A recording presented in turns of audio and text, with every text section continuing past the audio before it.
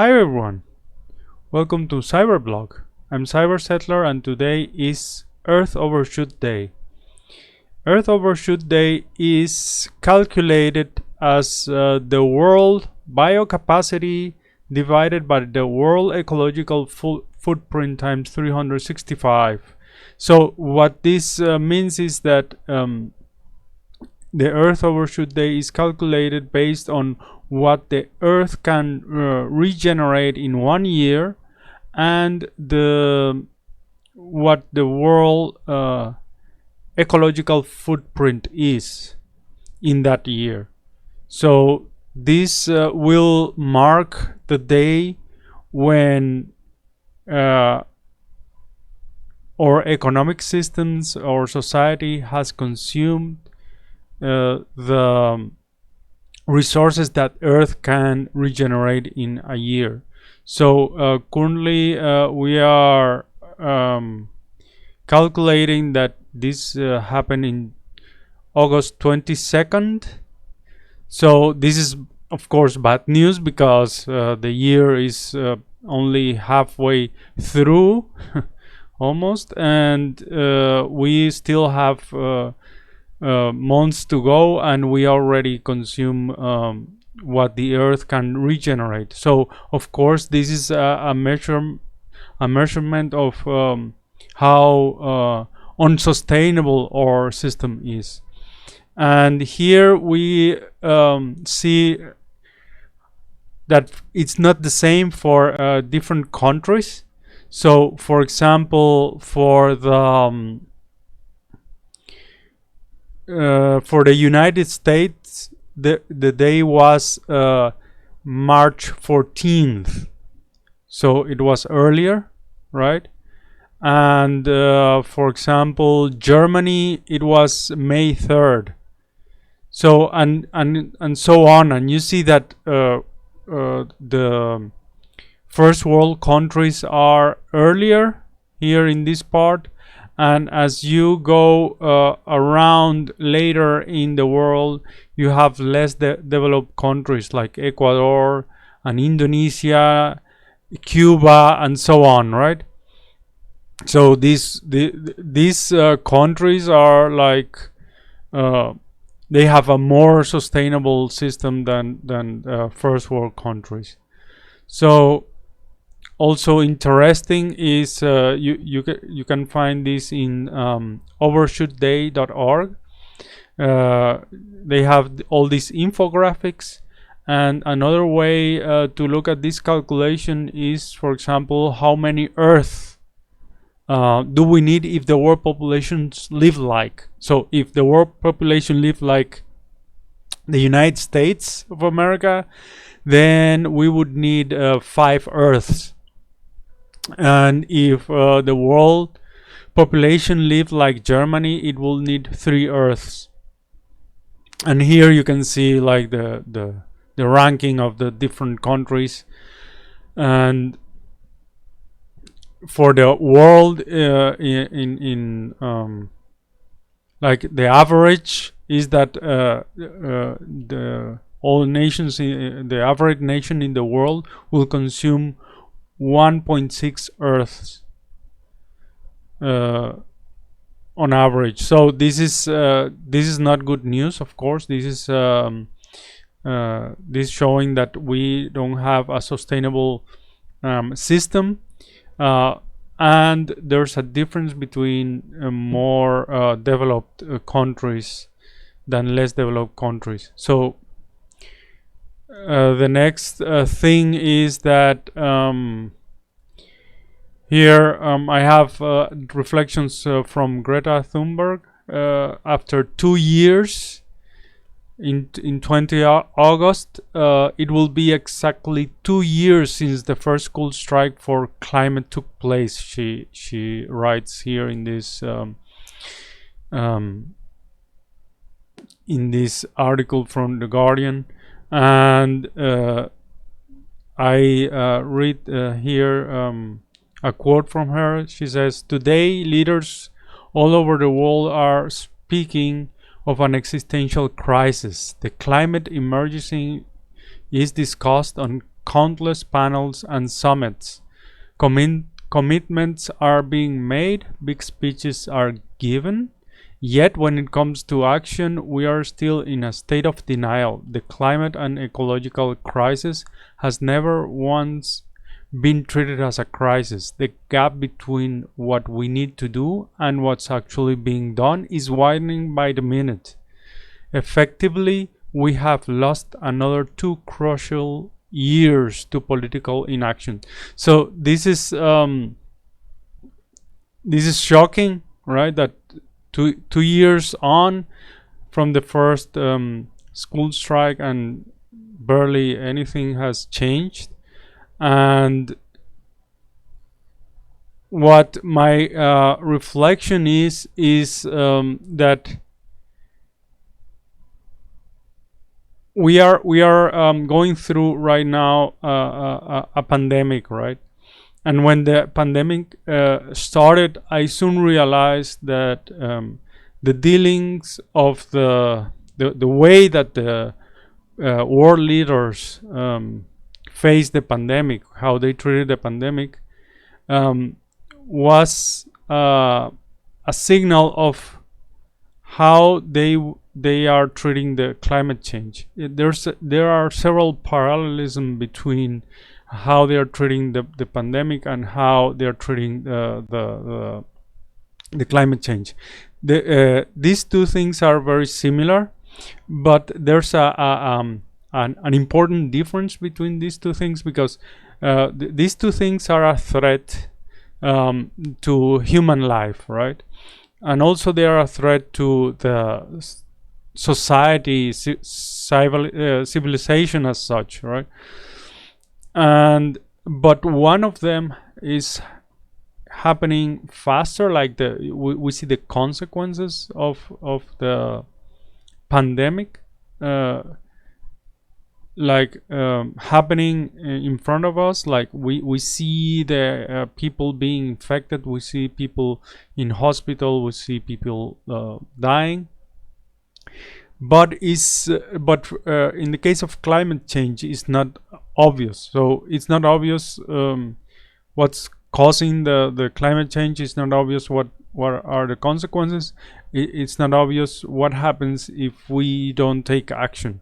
Although we have seen like these wildfires all over the world, we have seen these floods, we have seen so many things, so many evidence, like these glaciers melting, like the Arctic melting, and still many are in denial, or simply they are not taking any action. And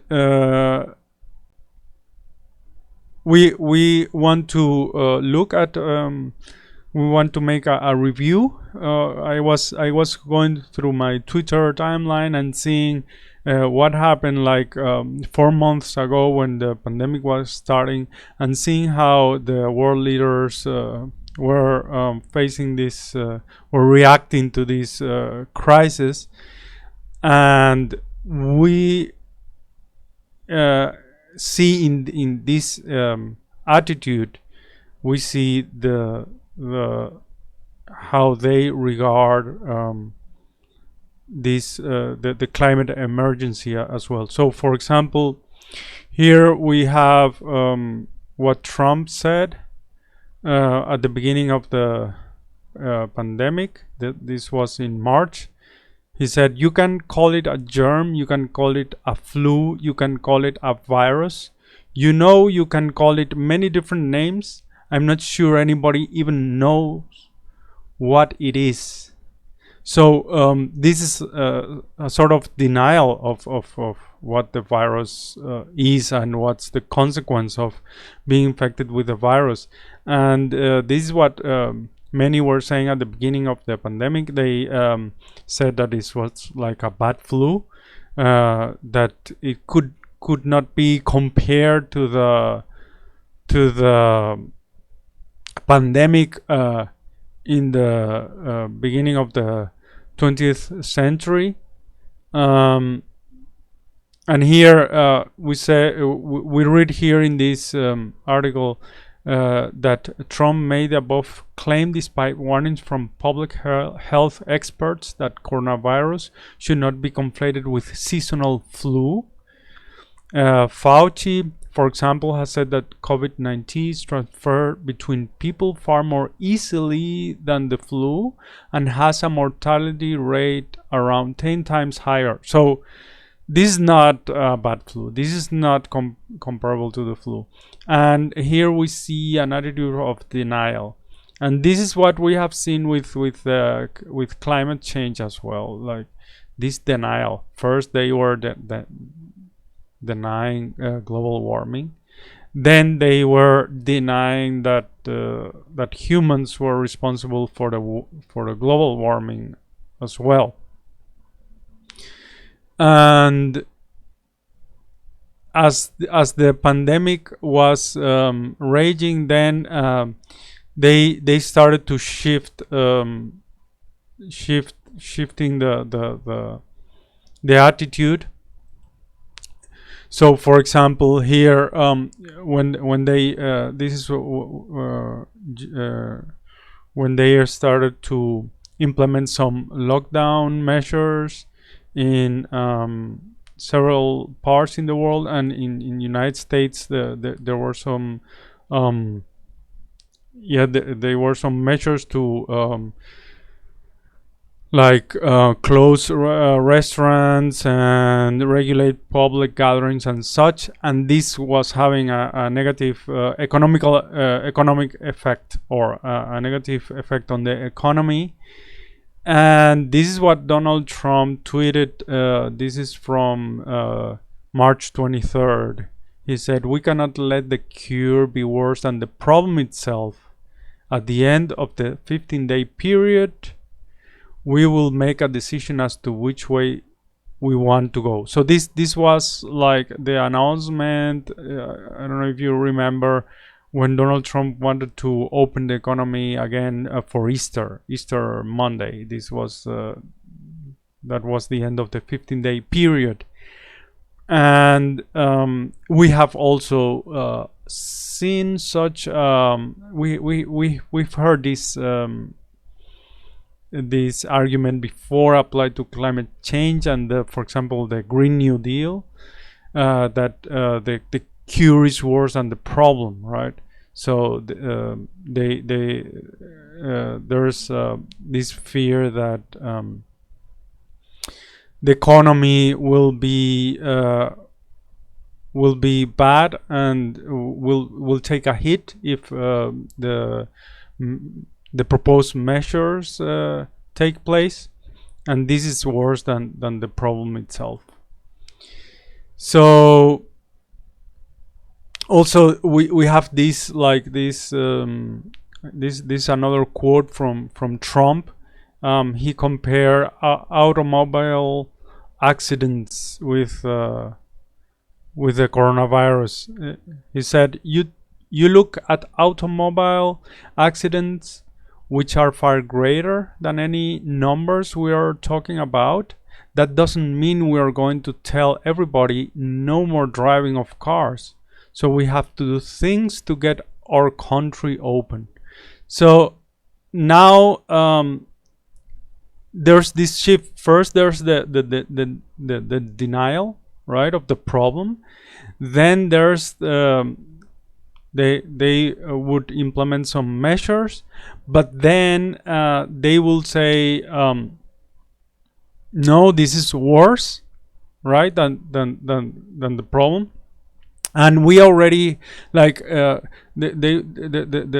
discourse here is to diminish the problem, like what are the real consequences, and to have people like normalize this situation, like make people take the death from coronavirus like a normal thing, like you would have car accidents, death from car accidents happen, like this is normal in everyday life, and we cannot shut down the economy for that reason. So also I have this article here from this is you can see here 3 month old. This is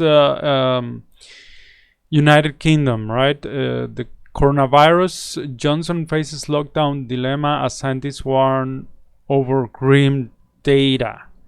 So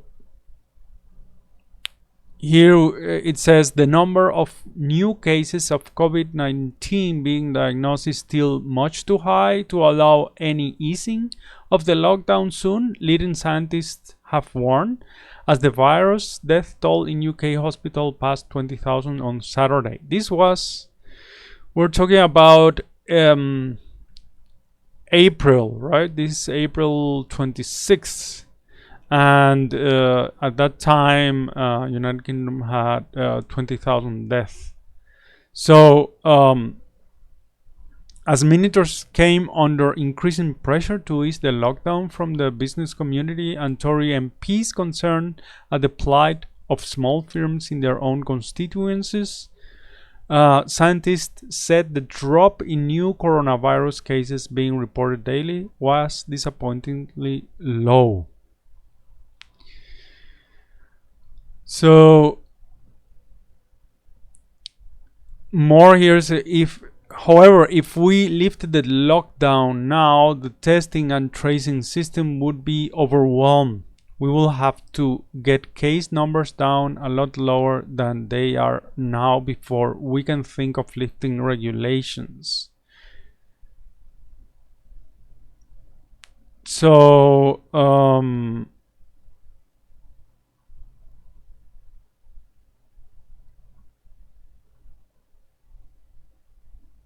yeah, so the here this part is important here.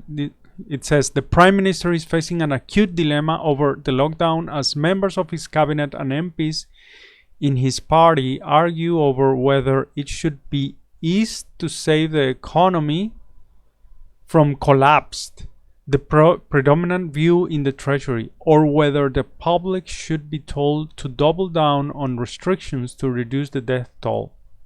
So this has been ever since this dilemma, right? What we see politicians are engaged in. They in one hand they have like this pressure from the public, like to take the measures to guarantee the public safety, and in the other hand they have the pressure from the economic sector to reopen the economy and to generate so that the companies can generate the revenue that they need to keep going. But these things seem at odds, and they are implementing some measures, but then they are willing to take these measures away as soon as possible, or I would say they take these measures away earlier than what experts are recommending. So at the end, we don't have we don't have neither of the best outcomes, right? We don't have either a functional economy, and we don't have public safety. So this is what we are seeing with coronavirus. And again, I saw that in the here, this is the Financial Times. There was this open letter, comparing again car crash death to coronavirus. This is in United Kingdom. I quote this letter here. Andrew Oswald compares the risk of dying of COVID-19 to dying in a traffic accident. This was written in July 18th. But car crashes are neither multiplicative nor highly contagious. If I crash my car, I don't infect others into crashing their cars a few days later. He also claims that the under 40s are virtually invulnerable to COVID-19, perhaps, but the U.S. Centers for Disease Control and Prevention claims that this invulnerability is reducing. So this is Russell Davies answering to Andrew Oswald. So he made like these two arguments. One is that is the same argument that Trump made, like the risk of dying of COVID-19 is the same as the risk of dying from a car crash, and we don't stop the economy because of that. And the other one is also something that we saw a lot of reports saying that young people were immune to the virus somehow. Like kids, not only they were immune, like they were asymptomatic, but they also that they couldn't transmit the disease to others.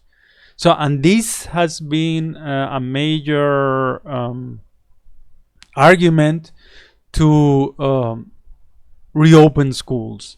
And we have seen that now it's evident that the school system is like some base building block of the economy, that if kids don't go to school, then parents cannot work, and also the school system is driving a big part of the economy in all the businesses connected to this school system. So it's also it's interesting to note that how the same arguments are being laid out by different politicians and leaders across the world. And is frequently people will say, "Oh, Trump says this, and he's saying it because he's ignorant, or because he has these wrong ideas or whatever." But when you see that other leaders or other politicians or other news outlets are saying the same thing, then we have to think about if this is really something that Trump's come up with, or if there's something else behind that. And this is something that I want to touch later on. But now I will say this about, because they brought this, like the death that comes from car crashes, as something normal, and in fact this is not normal. Here I have an article, fairly recent article. Well, this is already from May 14th 2018, where this article is sounding here an alarm that pedestrian car accidents are increasing. And this article here is connecting SUVs, cars, with a rising pedestrian death. so this argument they chose to make about not stopping the economy because of car death, it's like a Pandora box in itself. They open a Pandora box because this is another topic, and it's also something that is dysfunctional in our society. Like we have so many deaths due to car accidents.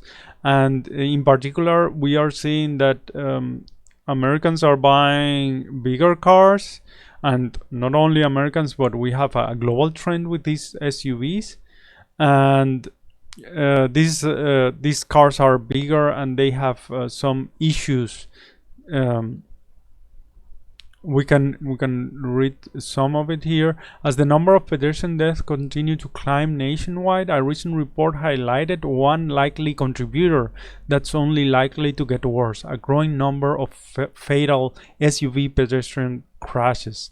Deadly SUV crashes are increasing at a far higher rate than crashes with any other type of vehicle.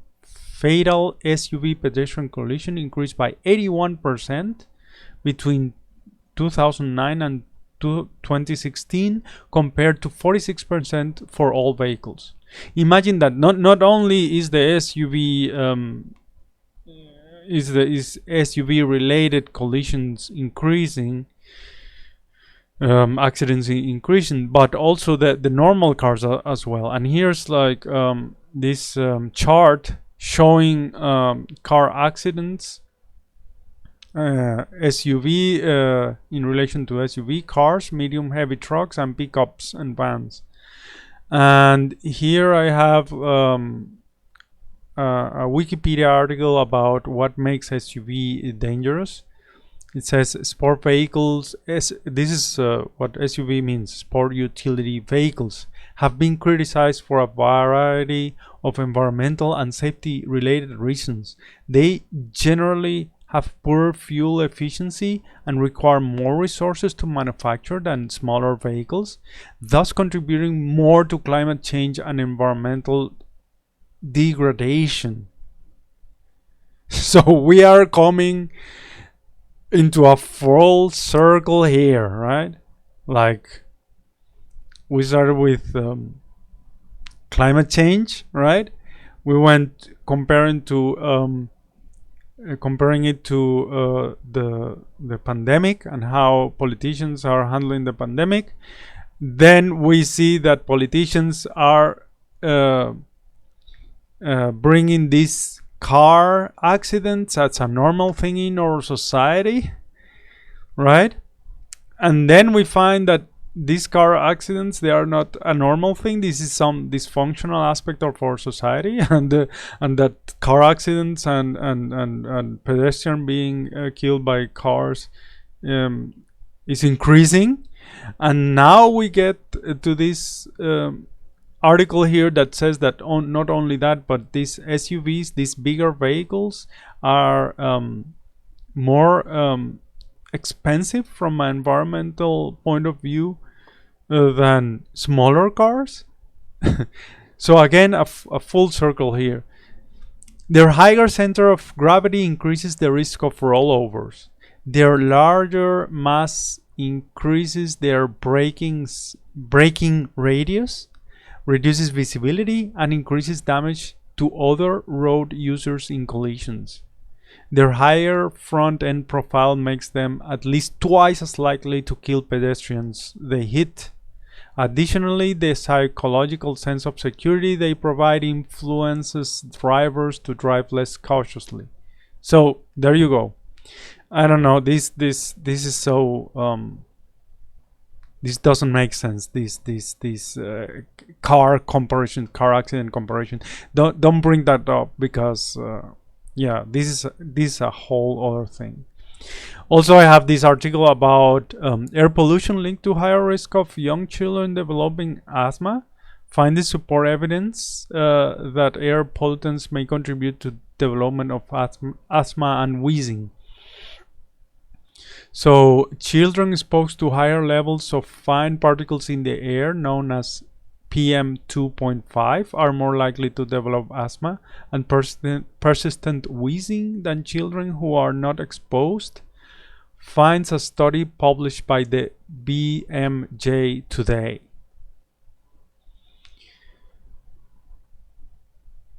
Okay, so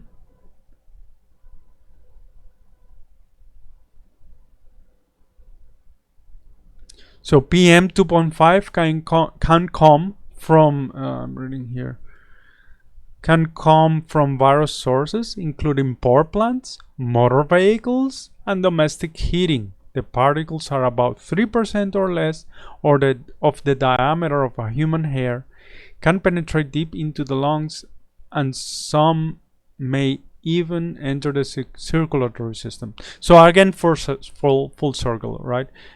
So cars also produce pollution, air pollution, and this air pollution can cause asthma in children. So again, this is not normal. So this is not normal. You have not only car accidents, but pollutions from car is also a problem. So we have a really complex system here, and we cannot like point to these things to say that we can live with deaths from coronavirus. I mean, this is not normal. Okay, so here is another argument they used to support easing the safety measures of the lockdown. So this was I think this was again on March, when Trump said that they wanted the economy open again by Easter. It says by Monday evening, Trump was promising to wrap up social distancing in weeks, not months. He said, I would love to have the country open up and just raring to go by Easter. He declared on Tuesday during a virtual town hall on Fox News. Meanwhile, a rising chorus of Trump followers have been suggesting that some folks will simply have to die to save the economy. Let's get back to living, Lieutenant Governor Dan Patrick of Texas told Fox News host Tucker Carlson. Those of us who are 70 plus will take care of ourselves, but don't sacrifice the country. Jerry Farwell Jr. Liberty University announced that it's expecting students and faculty to return from spring break. Even if we all get sick, I would rather die than kill the country, said right-wing talk host Glenn Beck, because it's not the economy that's dying, it's the country. Now, this is another argument. So now we are talking about sacrificing old people to the market god, right? So God is the market, and we have to sacrifice old people so that it can keep going. I mean, what is the sense of this? I mean, is this we human beings live for the economy then? So this is the message. This is the argument. What are we talking about here? It doesn't make sense. We humans, we don't live for the economy. It's supposed to be the other way around. It's supposed to be that the economy should be part of human life. Like the economy is working for us humans, not us sacrificing ourselves for the economy. What is this? I mean, and this is I have from my Twitter timeline, I said that this coronavirus, this pandemic, has been some sort of glitch in the matrix that have given us insight into what's going on. Like this is how they see the economy. Like economy is at least above most of human life. It's we are meant to like die for the economy. This is really what we have to understand here, like how these politicians and these powerful people see the world, see the economy, see the poor people or working class people. So this if we think about that, then we understand that these politicians are not going to do anything for the climate, right? So this is an article from Forbes. It's comparing the coronavirus with climate politics. So coronavirus mimics climate politics. The emerging frame of the cure is worse than the disease. So this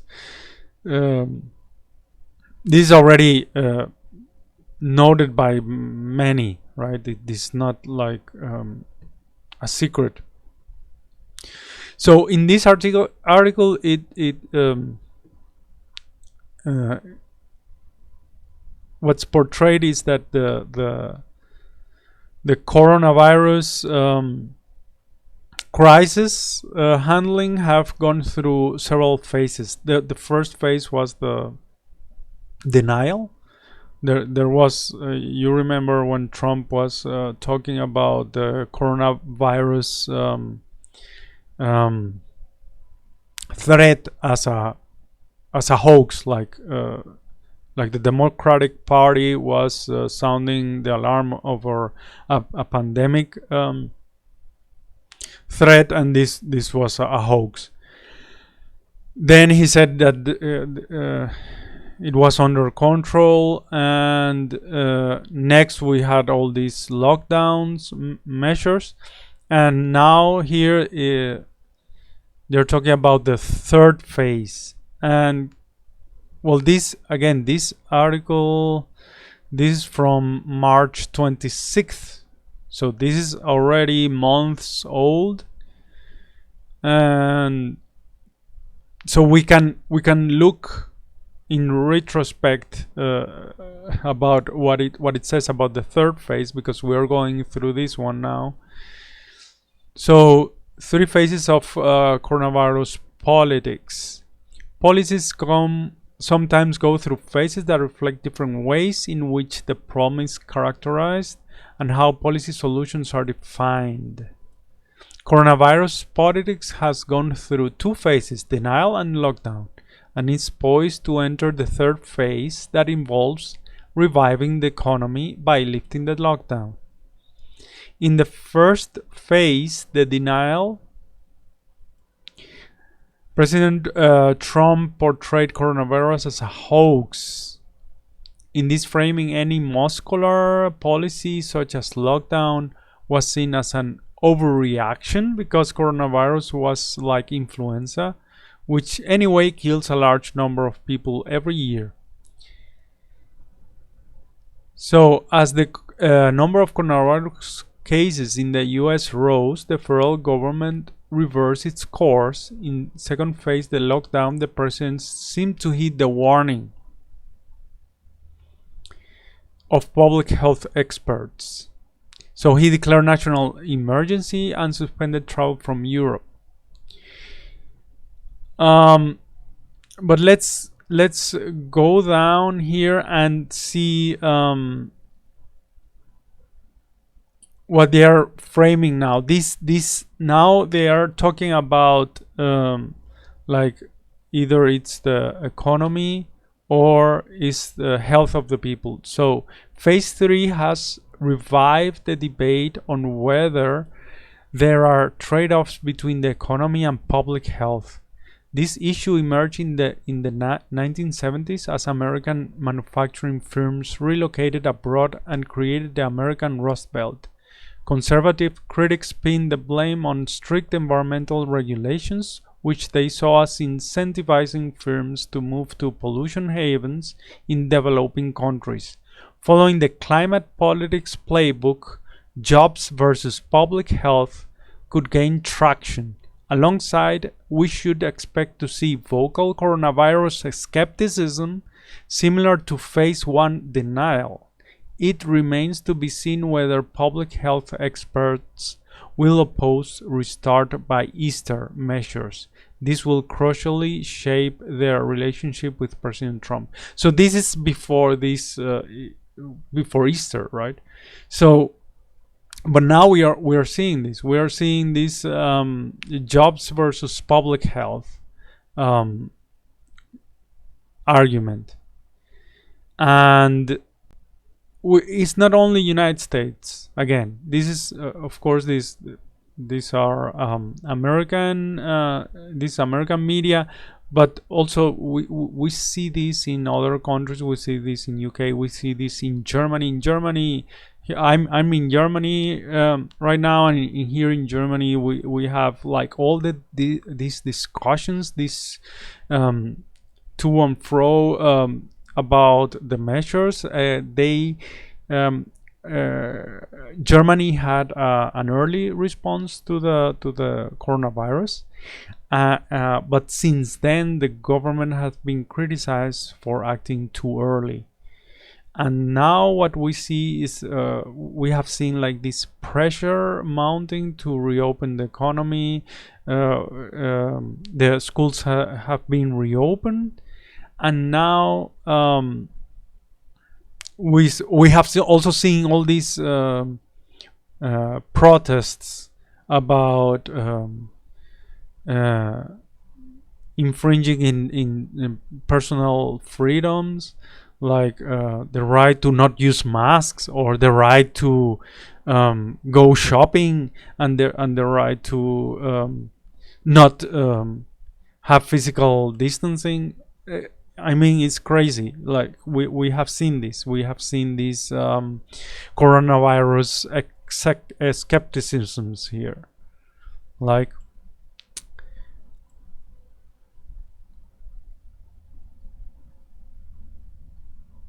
so this is another article.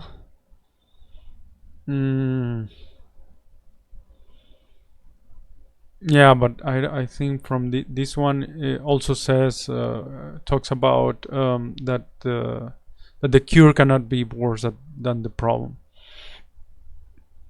Okay, and this is another article from Drilled, and it's comparing again the COVID-19 and climate crisis seems so similar in disinformation, right? We have all this disinformation, and what this article is talking about is that this disinformation doesn't come from the different economic interests, like from the different corporations. It doesn't come from the corporation itself. It comes from PR firms. Like we are facing this information from PR firms, that publicists that are working for these corporations. So these corporations have economic interests, so they hire PR firms, and these PR firms are like a network. They communicate between each other, and they learn from each other. So and they use the media in different parts of the world to transmit the same message. So that's why we hear like the same arguments. So it's not a secret that many of these mainstream media corporations are owned by economic interests, like the conservatives and the people in power, like and they are interested in preserving the status quo, right? So we have first, this is of course this is a tool they use to create this information, and yeah, then people are confused, and this prevents like a public pressure over governments to take the appropriate actions. So I will have all these articles in the description of the video, so you can go through them. And here we come again to the full circle, right? What is causing the emergence of this pandemic? And it's called here zoonosis emergence. Zoonosis means that these are diseases transmitted from animals to humans. So because this is the way that coronavirus emerged, right? The experts say that probably this was a virus that was living in a bat population, and it jumped from bats to probably pangolin, or there was like this intermediate host, and then it jumped to humans. Or I don't know if it was the other one around, but it was. I know that they are pinpointing bats and pangolins as hosts of this coronavirus, and they have pinned this event in a Wuhan wet market, where they have like wild animals for sale. They have live animals in the market, and probably this was one of these animals was infected, and some people in the market were exposed to it. So and here we have like the factors that are creating the conditions for this kind of pandemic to happen, right? We have this deforestation, another land use changes, illegal and poorly regulated wildlife trade, like the wet market, intensified agriculture and livestock production, climate change, all these things, and also antimicrobial resistance. All these things are contributing to this to these pandemics. So we are again going into full circle. Like we started with climate change, we went to parallels with coronavirus, how politicians were dealing with coronavirus crisis, and how politicians are dealing with the climate change crisis. But again, we have like the same system that the politicians are somehow protecting is the cause of climate change, is the cause of coronavirus.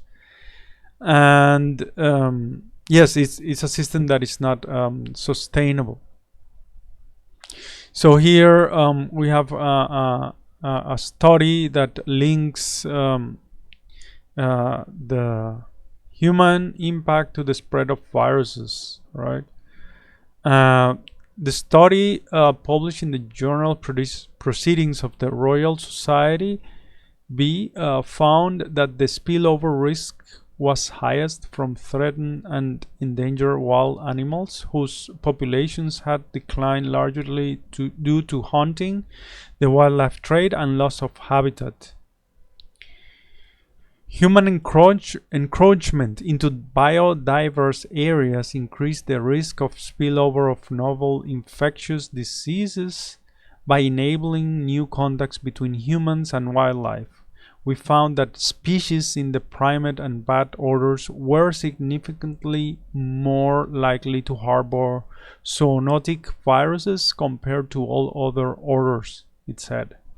Spillover of viruses from animals are a direct result of our actions involving wildlife and their habitat, said lead author Christine Crowder Johnson, director of the Epicenter for Disease Dynamics at the One Health Institute, a program of the UC Davis School of Veterinary Medicine. So that's that. And now what do we see? Now we see that in Germany, for example, we are experiencing a second wave. But look at this. This is an article, um, 3 months old. Says this was an interview they made with Christian Drosten, a coronavirus expert here in Germany, and it's very shocking what he says here. So they ask him, Germany will start to lift its lockdown gradually from Monday. What happens next? So this was just when Germany was easing the lockdown measures. So he says, at the moment we are seeing half empty ICUs in Germany. This is because we started diagnostics early and on a broad scale, and we stopped the epidemic.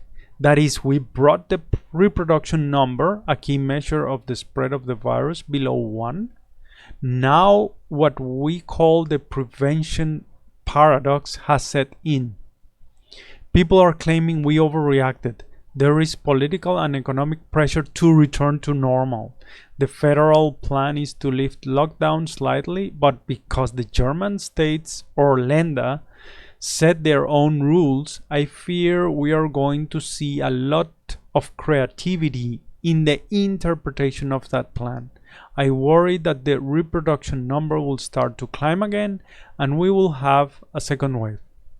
So this was 3 months ago, and guess what? This is exactly what has happened. Like we saw these lockdown measures eased.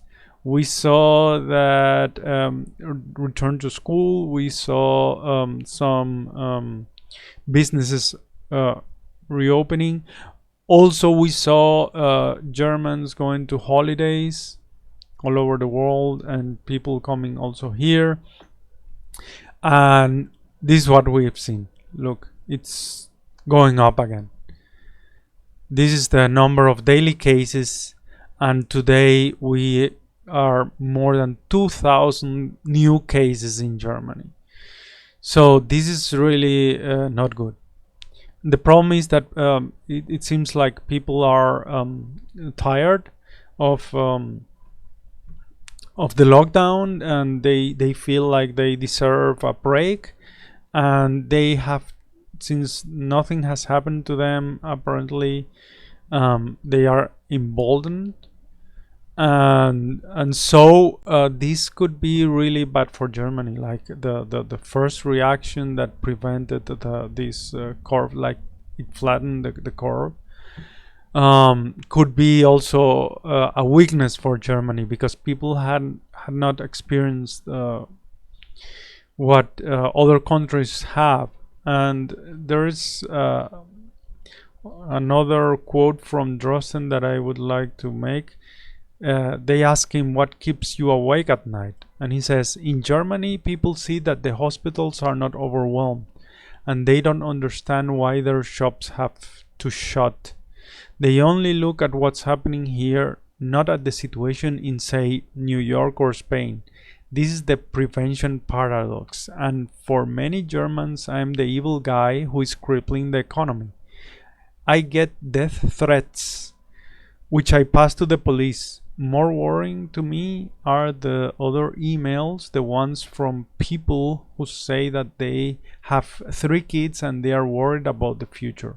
It's not my fault, but those ones keep me awake at night. So yeah, people are suffering from the lockdown, or they have suffered from these measures, but this is, I think this is where the government has to step in, and the government has to help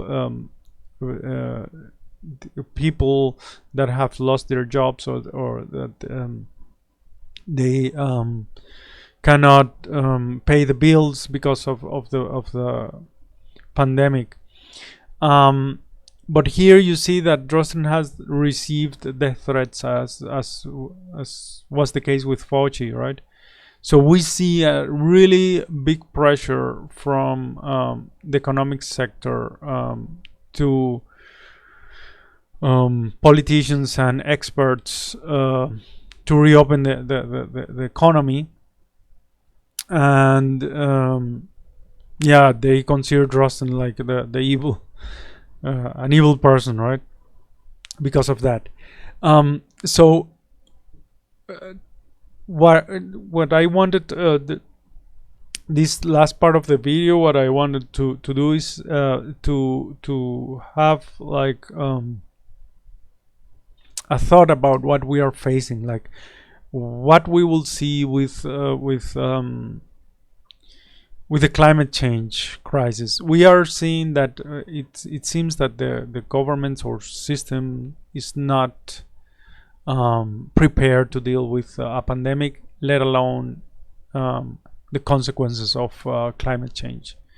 So we are dealing with disinformation. We are dealing with economic, with a political pressure, a lobbying, I should say.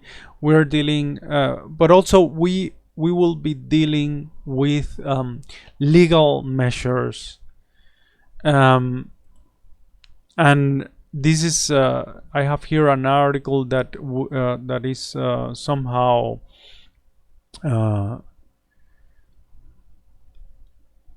this is like a preview of how the corporations will react to governments that want to take action over global crises like pandemic or climate change. So this article says that global firms expected to sue United Kingdom for coronavirus losses. So governments around the world, including the UK, face a wave of lawsuits from foreign companies who complain that their profits have been hit by the pandemic. Webinars and presentations shared with clients reveal that leading global law firms anticipate governments around the world will soon face claims over their response to the COVID-19 crisis. The actions are being brought under investor-state dispute settlement clauses, which are embedded in trade and investment agreements and allow foreign investors and firms to sue other countries' governments. So this is key here, because we are not talking anymore about simple disinformation or simple lobbying to governments, but also legal actions.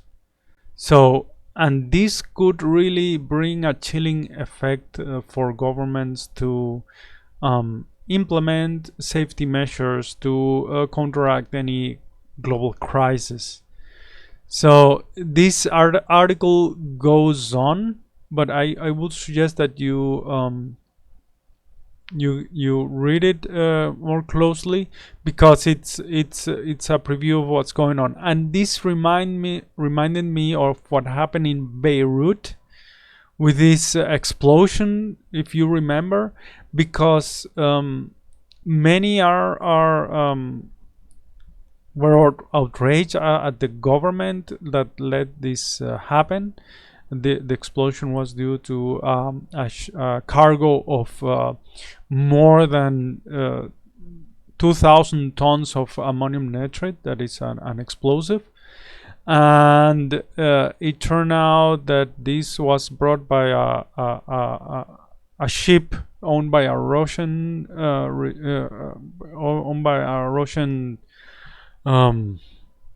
businessman, and registered to a company in Bulgaria and flagged to Moldova. And it turns out that this ship,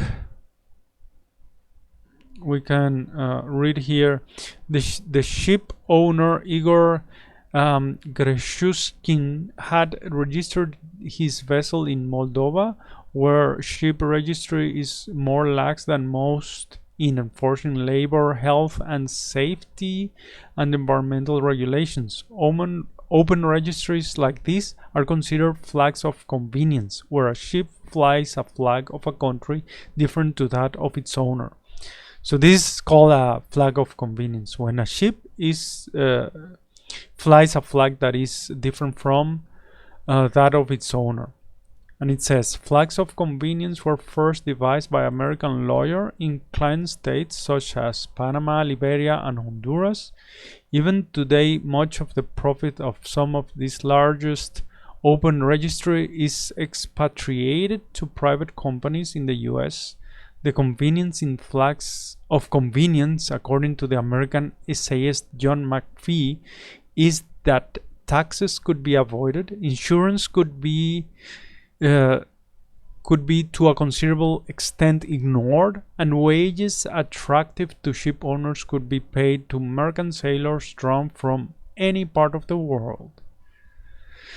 So when Grotius realized that the impounding of the Rossus was the ship that was transporting this material, could cost him, he began bankruptcy proceedings and effectively abandoned the ship and its crew.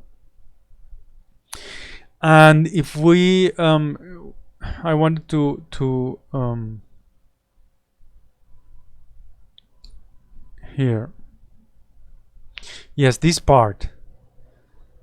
Listen to this. Although most Lebanese are rightfully outraged by the incompetence of the Lebanese authorities, the deadly dealings of international maritime capital are also to blame. Not all countries of the world are signatories to the international maritime treaties that regulate working conditions and dangerous cargo. Even if they were, many states do not have the resources to pursue claims against unscrupulous shipping companies.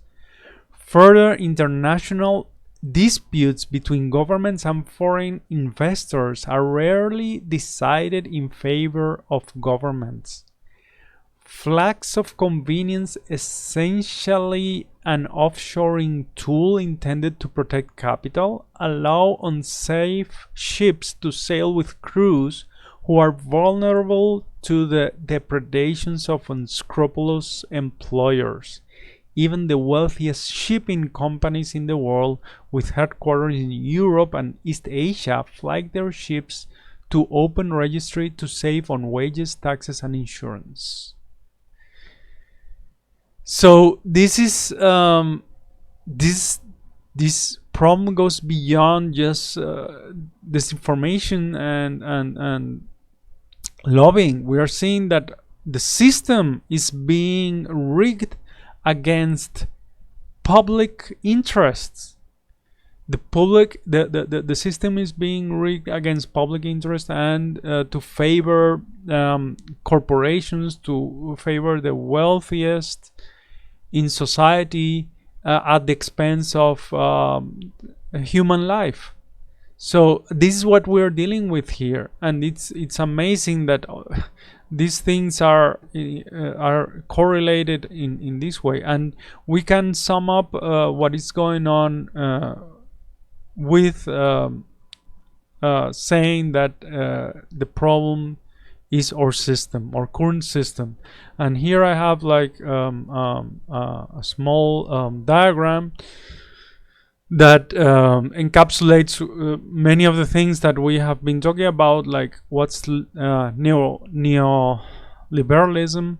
It is a form of capitalism in which the state deregulates the economy, destroys unions, decreases taxes on the rich and corporations, and defunds public goods, while repressing and policing the poor, particularly poor people of color. And we see like different aspects of this. It says actively favors big business interest and the wealthy. We have seen this. Remove the protections of labor law, right? God's welfare, eliminate social services. So we see this, for example, in the pandemic. We see that people are lacking, for example, health services in many countries. In America especially, we see this issue with the healthcare system. People losing their jobs and thus losing their access to health services because it's tied to their employers. And Also, we see this, for example, in United Kingdom, the problem with NHS, how defunding the NHS has led to an overwhelmed system. And this, I think, in the rest of the world, maybe, of course, in many parts of Europe, it's not as bad as America, but I see that we are heading towards such policies. We have to really keep an eye on these things. Okay, and then here there's an aspect here that says free trade policies empower corporations to seek cheap labor and resources, but also we saw that free trade policies also have this possibility, or give the power of corporations to sue governments over loss of revenue because of safety regulations. So this is really bad, right? This is business interest over human welfare. So this is what we are dealing with here. So this is what I will finish here, because I think we have covered what I the most important aspect of this parallelism between the climate crisis and the pandemics. So we can learn a lot from what we're seeing now with the pandemic, and we can I think we have to learn from this and think about how this how pressure can be built to make the government take the actions, or or start doing whatever we can ourselves to promote a better world, right? So thanks for watching, and hope to see you in the next one. This is Cyber Settler signing off.